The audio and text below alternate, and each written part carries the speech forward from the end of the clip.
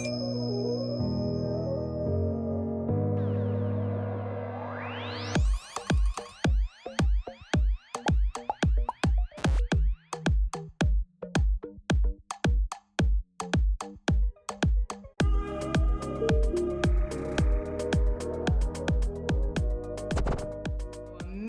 Hello, hello. Oh, you are founder made ready. I love this. Oh my goodness. And so today you're going to be talking about Black Friday, right? How to get and oh great, we have Taryn from Bloom. I love your brand, by the way. We've had so many people, just talk about your brand. So this is going to be a great Q&A session with the two of you guys talking about how to prepare for holiday. But Adele, will you just tell everybody a little bit about Clearco? What the mission is, because you guys are really helping founders on such a huge level. You helped so many of our founders in the community. And I think this is a great, interesting, way, especially as an entrepreneur and I've raised money before, this is just a different alternative way of raising money. So Adele, just tell us a little bit about Clearco. Absolutely. Well, I mean, we are the largest e-commerce investor in the world. We have deployed over $2 billion in capital to over 5,500 founders. And, we aim to support founders' growth in a non-dilutive way. So we provide capital for marketing, for inventory, for POs, and we don't take equity, board seats, or control. So rather, founders pay us back as a percentage of revenue. And we've essentially built Clearco for founders, by founders. And honestly, having been in the e-commerce space myself as well, there's undeniable value in having support and collaboration with people that just have the same intentions and visions. So that's a little bit about us. And I'm excited to be able to share this platform with Taryn as well. It's going to be a great next half an hour. And thank you guys. And for our community, anyone who's thinking about fundraising and wanting to understand alternative ways of working with Clearco, definitely there's no wrong questions. So definitely put questions in the chat and Adele will look in as well. And thank you guys. Absolutely. Thank you. Thank you so much. Well, I am very excited today. We have one of our founders that we currently partner with who will be sharing some tips on how to optimize, notably one of the biggest seasons for business, Black Friday, Cyber Monday.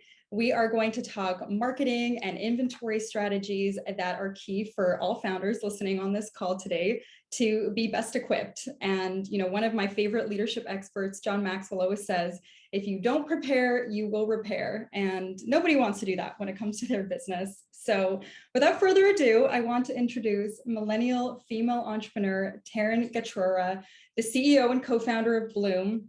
Bloom is the outspoken skin, body, and period collective for Gen Zers and beyond. And this brand is all about celebrating real skin, destigmatizing acne and periods while creating clean and effective products that we can all benefit from. This woman is a total boss lady, and I'm excited to share her with you today. Her accolades far supersede her years on this planet. As you can see, she's very young, and we're going to have a great conversation that will hopefully add value to you. So Taryn, thank you for being here today. I know it is still, numero uno coffee for both of us since we're on the West Coast. So thank you for joining. You are so sweet. I'm so excited to be here with you. I'm so excited for this chat. And also thanks everyone for bearing with my awful camera quality. I tried to just set up another laptop before this and I was unsuccessful. So we'll just try to jam pack this half an hour with value. And thanks everyone for being here this morning. Amazing. It looks great. You know what? You still look great. So I know. I don't have the background. I'm like, I really wanted to have the background. It's okay. Honestly, one day we're all going to be in person and nobody's going to have to upload a background. So it's going to happen hopefully sooner rather than later. Yeah, it's been like a year and a half of technical difficulties for me. So I really need IT support at my house. No, like a full-time person. I know. I feel like I need that too. So I'd love to jump into it, Taryn, and I'd love to hear about your story. I mean, can you tell us a little bit about Bloom and just what it's been like growing your brand? Yeah, I'm super excited to just be here with you and talk about Clearco as well, because I think for us, we are a venture-backed company, and so I think what's cool about Clearco is that we're able to really use you guys as a supplement, even though we have raised venture and earlier on in our journey. But we started the company in June of 2018. It was myself and my sister at the time. We were students. I actually went to law school. I was working in family law, and then I discovered a lot about the ingredients that are in pads and tampons, just kind of started thinking about my personal care products and how much I didn't question what was actually in them. And from there, I was actually doing my master's at the time on learning about women in developing countries missing up to 25% of their schooling due to not having adequate hygiene products for their periods or access to sanitation. And that's kind of what led me down the rabbit hole of starting the company. And since then, we've always had a giving back component to Days for Girls. So yeah, we're a venture-backed self-care company that has raised about $4 million. We exist to change the stat that 60% of women can pinpoint that their self-esteem plummets as they go through puberty. We bash taboos and stigmas through education and safe and effective products. And yeah, we are about to launch a bunch of new products during Black Friday, Cyber Monday, and we're like in full swing preparing for the holiday season. That's amazing. Well, thank you for sharing that. And yeah, my self-esteem definitely plummeted in my teenage years. So that's awesome that you guys are trying to really increase just self-esteem when it comes to young women and men all around. So, I mean, I wanted to sneak in just a fun question before we get into the nitty-gritty of things. I mean, first of all, how big is your bathroom counter? And secondly, how many products do you touch before you are Zoom ready for the day? Oh, that's such a good question. So, okay, if you look at Bloom's line, you'll notice that we actually don't have a lot of SKUs. And that's because I feel like for me, like I've always been someone that's like, I want a simple routine and I want it to be effective. So we've actually been talking at Bloom about like there's certain products that, you know, there's ways we want to improve them. But maybe as we kind of grow the company, we're going to have almost like a one in, one out model where like not right away because we only have a few SKUs, but I never want to be that line with like 100 products. So my bathroom counter, it's actually full of lab samples. So it's like full of just products that are going to be coming out in the next 2 years. And they're all just little containers that are labeled and they're all different colors. So it's very rainbow. And how many products did I touch? So I'm like obsessed with one product that our manufacturers saying isn't going to be available till next August. And we're like pushing them so hard to make it available like in Q1 of next year, but it's so, so good. I can't say what it is, but that's like the one that I used all over my face this morning. And I just love it so much. I want to look like you. What about you? Oh my, you look amazing. You look amazing. Well, maybe if I use that product in August, you know, who knows what we'll look like. That's awesome. January. January of 2022. That's what I'm pushing for, but I feel like we're gonna have to meet in the middle. Okay, we might have to. We're going to talk all about inventory in a little bit too, so I'm sure that'll play into our conversation. But that's awesome. So big counter or small counter for all those products? I keep it all in like the cupboards. I don't like clutter. What about you? Oh, I do not. I mean, cupboards are there. And when people come over, that's where my products go. But I don't have a good system for putting things away in general. You can ask any of my family. I don't. So no, I feel that I don't have a great system either, but maybe that's something we can also invent. I really want like a traveling skincare bag. Oh, yes. I'm into it. Maybe one of your the different promotions that you come up with, maybe it can be a traveling skincare bag for when we all start traveling again one day. That would be amazing. So yeah. Obviously Black Friday, Cyber Monday is around the corner. It's crazy to think about that because it's September 23rd and where the heck did the summer go? But I wanted to ask you, Taryn, like what are the most important elements of preparation that you guys do to best position yourselves? Yeah, for sure. I think, I mean, you already said the first one, and that's preparing in advance. I think a lot of brands start planning Black Friday, Cyber Monday, sometimes even a year ahead. I think for us, we started having the conversations this year in July. And with all the shipping delays and everything, I think, you know, the planning is starting earlier and earlier. I think having what I really like for preparation is having launches around the holiday season. I think it's just super exciting to introduce newness. It gives a lot of momentum around that time of year because it's just kind of an all hands on deck time of year. We always find it really fun at Bloom. Start building your funnel and your audience. So CPMs tend to go up. I think everyone probably remembers that last year there was an election and Facebook ads were just really tough. So the sooner that you can like build your funnel and start to build your email list and your SMS lists, the better. We like to start revamping our SMS and email flows a little bit too for Black Friday. So we're planning that right now. We were actually just working on the edits for that last night. And then revamping your pop-ups and your like website header and everything too in preparation and starting to think about what your creative assets will look like for holiday. That's amazing. Yeah, preparation is huge. I think a lot of founders, they wait too much to the last minute, like a lot of us tend to do with many different things. And so starting early, I mean, when did you guys start really strategizing and thinking about Black Friday, Cyber Monday? Yeah, and it's definitely hard, I think, with all the moving pieces of a business. So like, obviously anyone listening, don't feel bad if like you are last minute. I think the first, like, honestly, the first year for sure, and maybe even the second year, we were pretty last minute scrambling. I think after that though, we learned like how early brands actually start working on Black Friday. And we started to just like put calendar invites in our calendars, like for like, literally we started in July. And I think one thing that really helped us kickstart our Black Friday planning and just make it easy is we do a retro every year. So after Black Friday, Cyber Monday happens, we all sit down with some coffees and we just kind of do like a chat about like what went well, what didn't go well, what would we do differently. And then having a retro is really nice because we file all of our previous years, like emails that we created, how the offers went, the links to the analytics. And then when you're starting your planning for like the following year, you're in a better place because you're working off of data and you're not just trying to like brainstorm in the dark. So I would say use your previous data as like a benchmark and a jumping off point. And to answer your question, we started in like June or July. That's huge. I feel like relying on our memories, especially in the life of a founder, 1 year is like 5 years in, a normal person's time. So much happens and it's huge to write those things down. So that's amazing. So what does your current influencer marketing strategy look like right now? And I mean, how has that changed with Black Friday, Cyber Monday? Yeah, great question. So like, do you mean in particular, like for Black Friday or just in general, our influencer strategy? Yeah. What are you guys doing to let people know of the different promotions that are coming out, the products, how are you being top of mind for buyers out there in September?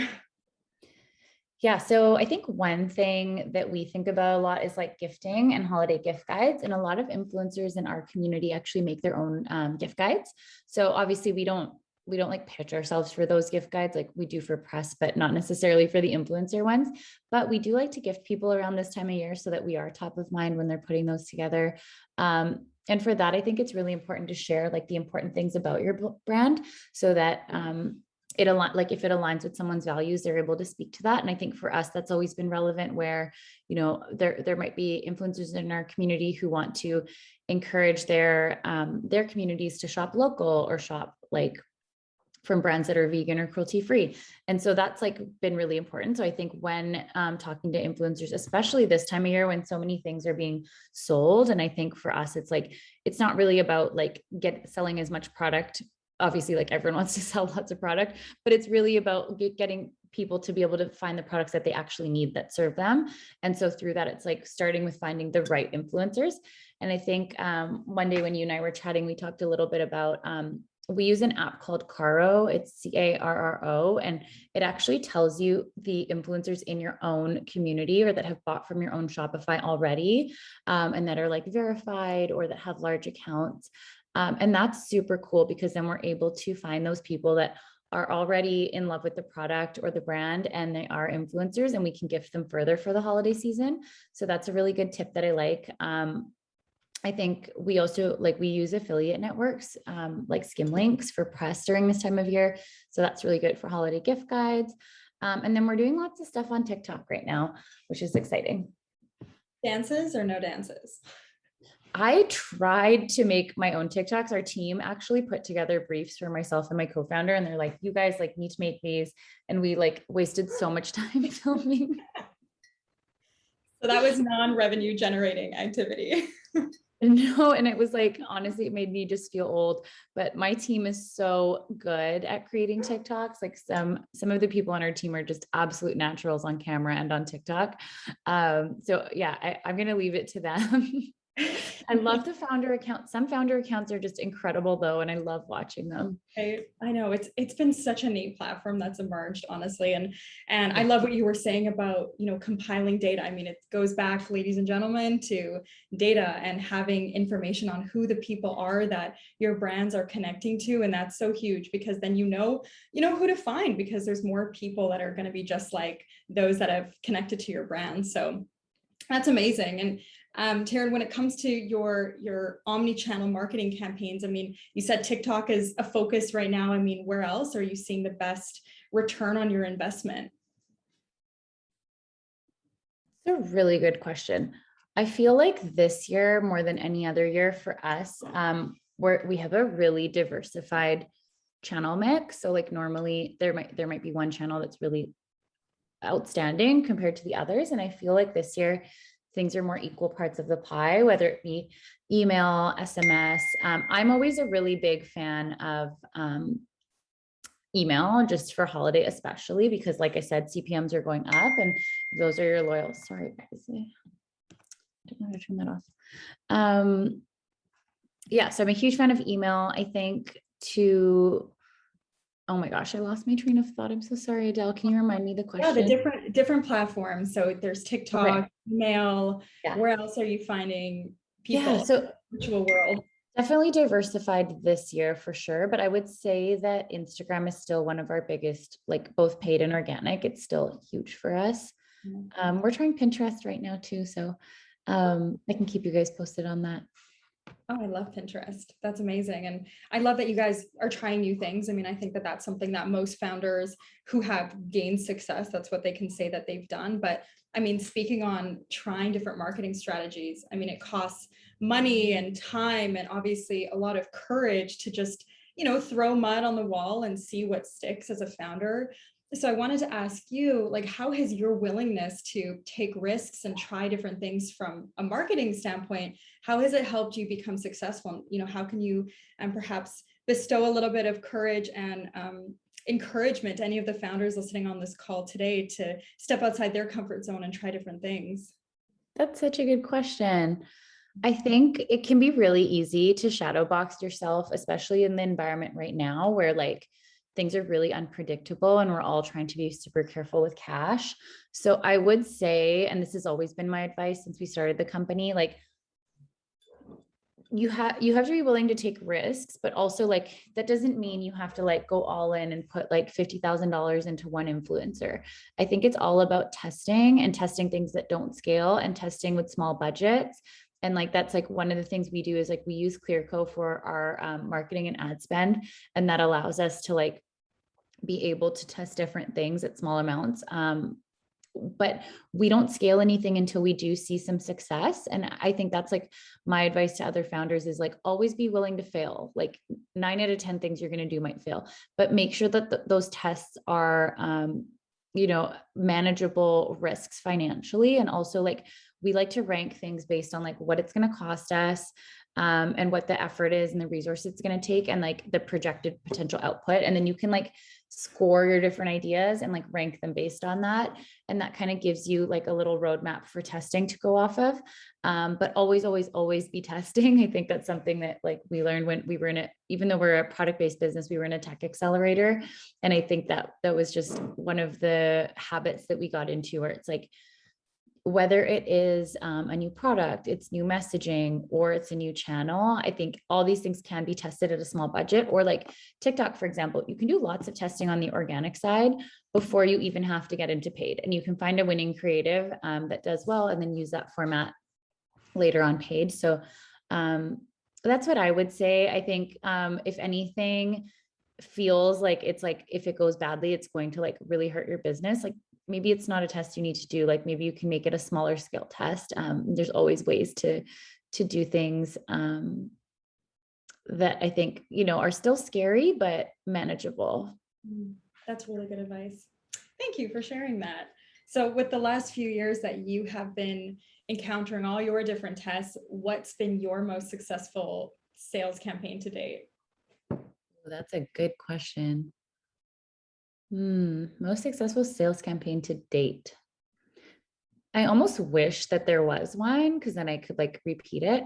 But I think for us, there really hasn't been a silver bullet in that way. I think it's really been a combination of things. I think word of mouth for our acne treatment and our deodorant have been huge just because like I think I told you this, we were so shocked by it, but like Gigi Hadid posted our deodorant and we did not gift her or anything.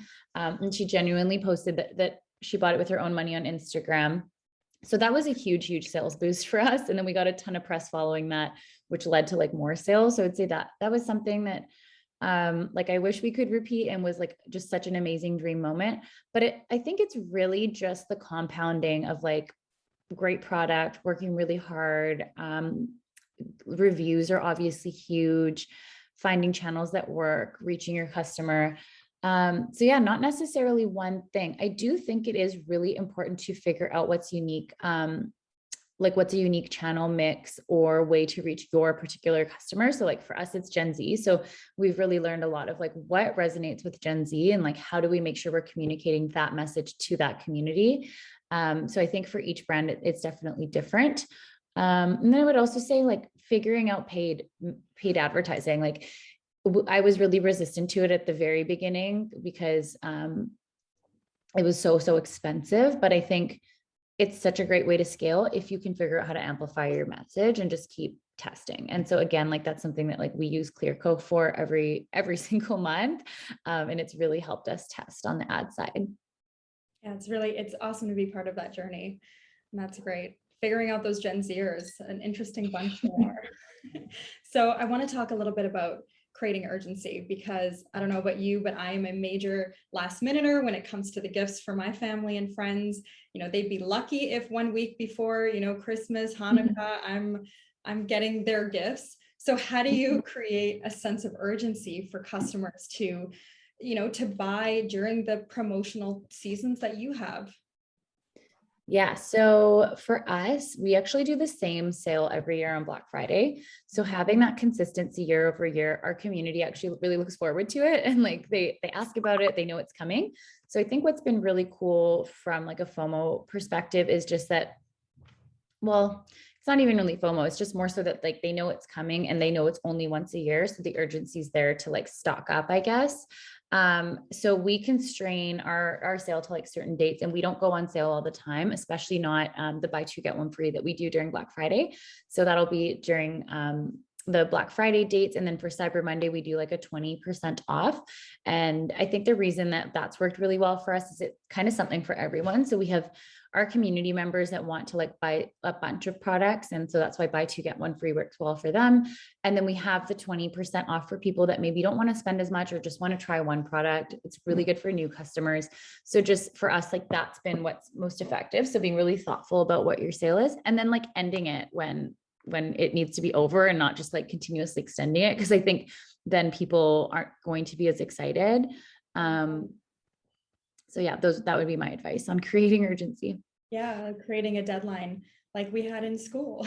It's the only reason I got anything done. So I love that. And I love that you guys have chosen to have two different approaches when it comes to the sales that you have, one being, the 20% off and one being buy two, get one free, because not everybody, like you said, wants to buy 3 products if they're a brand new customer. So you're able to perhaps gain some new customers by just having some different promotions. So I love that. That's awesome. And so speaking of products, because, we're right around the corner from this busy season, how do you guys double down on inventory? I've been hearing night and day from the founders I've been speaking to. We've got shipping container shortages. We've got just supply chain issues up the yin yang, and founders are obviously freaking out, right? It's September. So how are you guys, overcoming that founder struggle? Yeah, don't even get me started. I mean, I feel like we've gotten to the point though where it's more so just like acceptance of, this is what it is, and our partners are doing the absolute best they can. And in some cases, there just is a labor shortage to even unload the boats once they arrive and they're docked. So yeah, it's just things that we haven't seen before. And I feel like we just have to be kind of super grateful for everyone that's working really hard and with all that's going on in the world. I think again, going back to the planning ahead and then just knowing that there might be major delays, and sometimes like that's just life. But I think for us, what we've tried to do, because I mean, supply chains have been pretty messy since COVID started, like last December, or was it last December, when things first started. That was when we first found out about like the issues that were happening, and that's when we started to hold more inventory. And I think now things are even worse, but for like our best sellers especially, we've just been over projecting like crazy, and that's worked really well because we've run into delays on the restocks every single time. And I think if cash is an issue, what I would recommend is like, you obviously can't keep everything overstocked for most brands, just from a cash perspective. So we overstocked just our best sellers for now. But then also we use Clearco, which helps us finance like our inventory or our ads, so that then we have like more money left over for inventory, which kind of allows us to overstock a little bit. So it is definitely tricky and stressful. I think for product launches, like those have been delayed, but obviously they're new products. So for customers, that's not really a bad experience for them because it's not something they're waiting for because we haven't told them yet. So I think in those cases, it's like not as bad, where I'm like, okay, I'm really excited that our new products are actually launching during holiday. So that would probably be my advice there. And if you're not able to do that, then just communication. If you are out of stock of a product that people are waiting for, communicating really well can go such a long way in building that relationship with your customers. That's huge. No, thank you. And I know we are running out of time. This half an hour went by so quickly. So I want to jump into maybe a couple Q&As if we have the moment, but just touching on, that inventory challenge. And thank you for speaking to what Clearco has been able to do in our partnership. It's been amazing. And for any founders listening on this call who is thinking about inventory challenges, marketing challenges, whatever it might be, we'd love to have a conversation at Clearco. I mean, you could even email adele.tepper@clearbank.com, and I'd be happy to see what we can do, because a lot of founders, are experiencing these same struggles. And if anything, I hope that this question and Taryn's answer just normalizes the struggle, because everyone, and their dog who has a business is going through these same struggles. And I mean, that's what Clearco is here to do, to help. So let's jump into some Q&A. Taryn, you've been amazing. Thank you so much for all of your insights. And we have a lot of people that are really excited in the chat just about what you've been able to share. I'm going to take a question from Tanya, or Tonya. I hope that I pronounced you right. But she asked, what did you and your sister do? Which, by the way, sister founded. It's so cool, family business. What did you do at the very start to grow your Instagram following from friends and family to the greater public? That's an awesome question. That's such a good question. I loved growing our Instagram. I think it was just that and email were like my two favorite things in the early days. So I used to work really hard on a couple of things. I think one is we did a lot of just like educational content. I think for us, it was like, okay, what makes us different? There's so many just like aesthetically beautiful accounts on Instagram. And like, I almost felt like I just couldn't compete on like the aesthetics. And like, we didn't have money for like photos and stuff at the time. So we focused a lot on education. And for us, because that stat, 60% of women going through that self-esteem crisis, going through puberty, it was like, okay, how do we change that? So it's like, how can we educate people on sex ed, on real skin, all of these different subjects? And so we focused really hard in the early days on that. Engaging with other accounts is huge. So whenever I was like waiting in line for something or just like bored, I can't do it as much now. I feel like I'm older and like my neck hurts being on my phone, but like I used to just like follow and like engage, and like I would respond to every single customer that engaged on our page. And like we still do that. Like we still, like now it's different people on our team and we all kind of share that workload. But we try to get back to everyone. I think that's really important. Some of those customers, like they told us about their breakups with their boyfriend. They told us about like their moves, like so many things. And there's still customers that we talk to this day that we've like met at our New York pop-up. So I think truly that like human touch And then giveaways are always good. I feel like Instagram now though, like it doesn't boost giveaways as much. So I feel like it has been harder to grow our Instagram as fast. I would almost say thinking about like TikTok as a place to invest your time might even be better these days, just because organic TikTok feels like it grows faster. The other thing now I think is Reels. Like Reels are huge.